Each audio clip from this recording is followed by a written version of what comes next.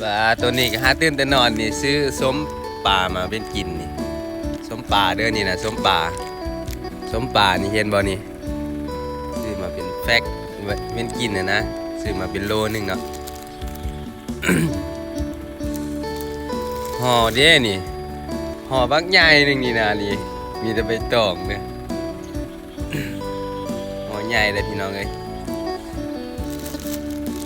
ซื้อมื้อเช้านี่มาตักบ้านแล้วก็แวะซื้อเนาะซื้อมาเป็นกินก่อนมา